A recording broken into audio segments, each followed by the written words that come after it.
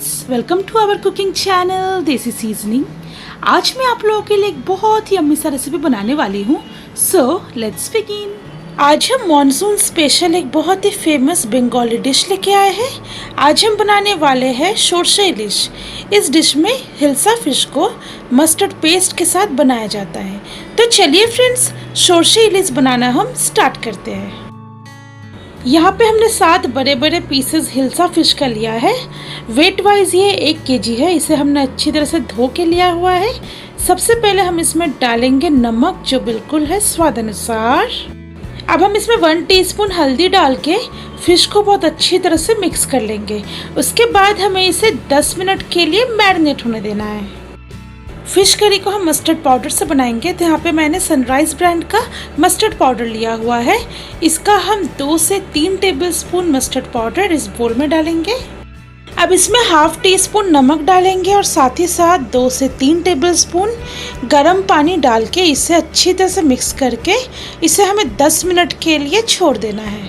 अगर आप इस फिश करी को साबुत सरसों के साथ बनाना चाहते हो तो आप 2 टेबलस्पून सरसों को कुछ हरी मिर्च के साथ पीस के उसका आप यूज़ कर सकते हो। 10 मिनट तक हमने फ़िश को मैरिनेट कर लिया है। अब हम इसे फ्राई करेंगे। तो यहाँ पे मैंने डीप बॉटम कढ़ाई लिया है। इसमें थोड़ा ज़्यादा क्वांटिटी में मस्टर्ड ऑयल डालेंगे। करीब 5 से 6 टेबलस्पून हम इसमें मस्टर्ड ऑयल डाल रहे हैं और तेल को हमें बहुत अच्छी तरह से गर्म कर लेना है। सरसों तेल बहुत अच्छी तरह से गर्म हो चुका है। अब हम इसमें 2 पीस फिश डालेंगे और इसे हमें गोल्डन ब्राउन होने तक फ्राई करना है। एक चीज़ का ध्यान रखिएगा, हिल्सा फिश बहुत ही नाजुक होता है, ये इजीली टूट सकता है, इसलिए आप इसे थोड़ा केयरफुली फ्राई कीजिएगा। मछली फ्राई हो चुका है। मछली को फ्राई होने में 2 मिनट का ही टाइम लगा है। मछली को आप ज़्यादा फ्राई ना करें, वरना इसका टेस्ट उतना अच्छा नहीं आएगा। सेम प्रोसेस को फॉलो करते हुए रिमेनिंग फिश को भी हम फ्राई कर लेंगे।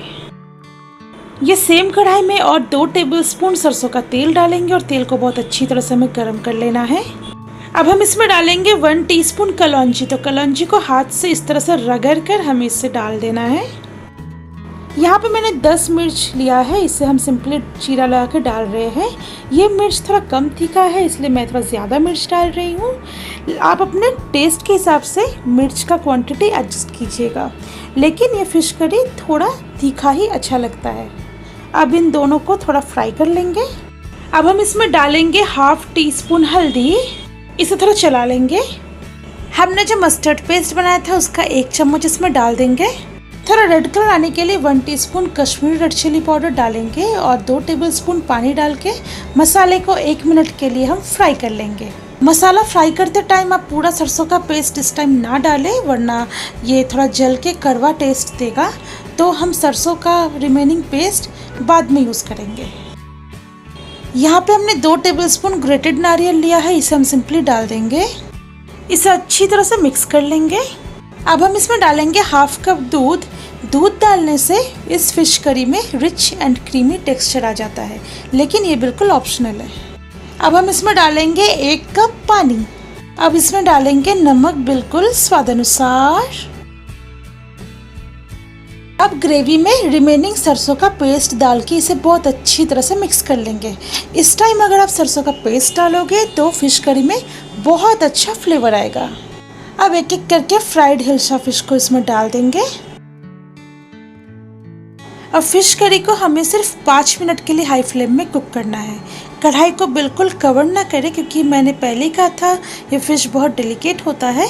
अगर आप इसे कवर करके कुक करोगे तो ये फ़िश टूट भी सकता है। तो बीच बीच में इसे उलटते पलटते रहेंगे ताकि ग्रेवी अच्छी तरह से फ़िश में अब्जॉर्ब हो जाए, और 5 मिनट तक ही हमें इसे बस कुक करना है।